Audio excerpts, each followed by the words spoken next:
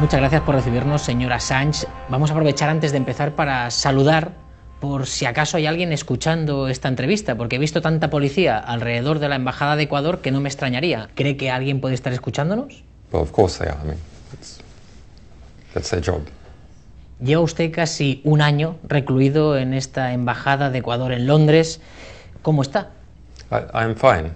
Interestingly, there's often an attempt by some journalists who seem to want to hear that I am suffering terribly. But of course, I am doing the work of my life, so it is quite satisfying, actually. Even in very difficult circumstances, it is quite satisfying. ¿Usted es partidario de la transparencia radical? Well, what does radical mean? It depends on where you are as to whether something is radical. Transparencia total. We already have total and utter transparency, and that is almost everything everyone does is on the internet. Yo me refería a transparencia hacia el ciudadano. I know what you were referring to.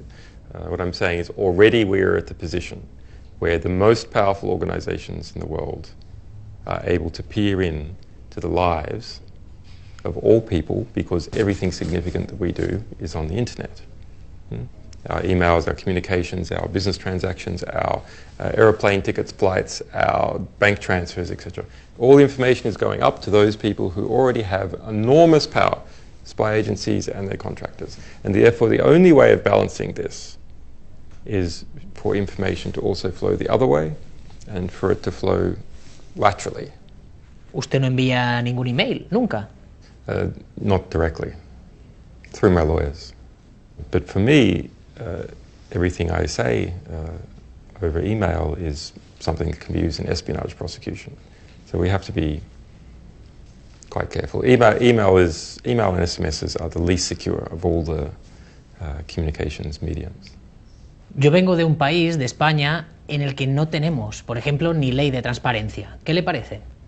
In relation to the United States, you go, well, the United States has got a transparency law, but look at all the abuses it conducts. Of course, it's finding ways now to make everything classified and to hide everything from the public. Para usted, las leyes de transparencia, a veces los países, los gobiernos de los países las utilizan como coartada. Very, very, very frequent. If we look at the UK, when people wrote requests to UK government departments under the transparency law saying they are horrified that such a law exists, and it's quite funny to see the responses. What? People have rights to do that. And they're very, very surprised. And finally, they then understand, in fact, that there is such a law, and then they tend to comply with it very well. But then within a couple of years, they work out how they can twist the law and use this exemption. For example, we also made an application on the police here in Britain. And of course, you know, the government has admitted that they've spent $4.5 million as of the beginning of this year just to surround this embassy with police. But they won't hand over any documents under the Freedom of Information Act because they say it concerns an investigation. Well, there is no investigation. ¿Usted no cree que si los estados tuviesen una transparencia total serían ingobernables? That needs to be applied on a case-by-case basis. O sea, que usted le pone también límites a la transparencia. Not restrictions on transparency.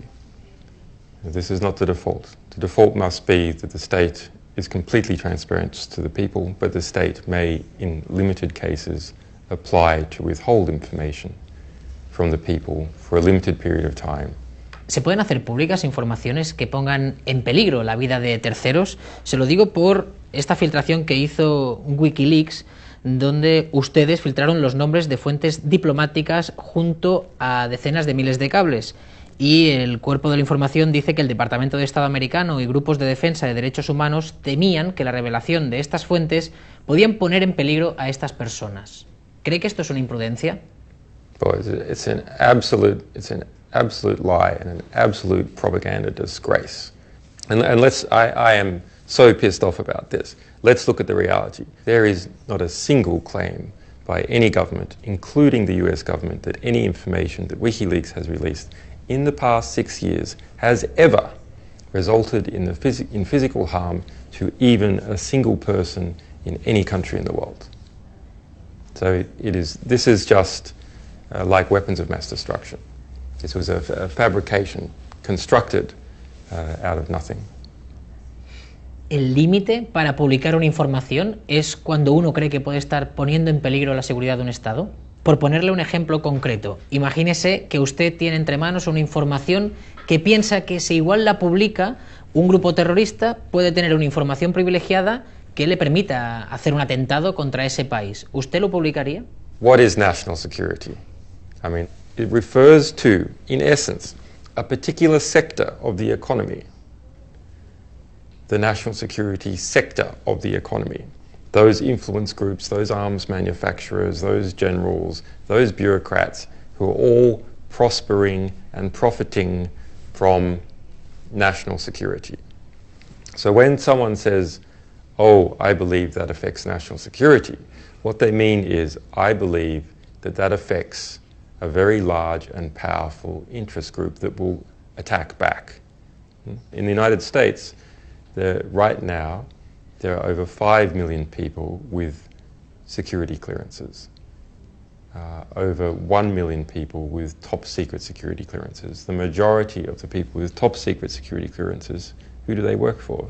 The CIA, the Pentagon? No.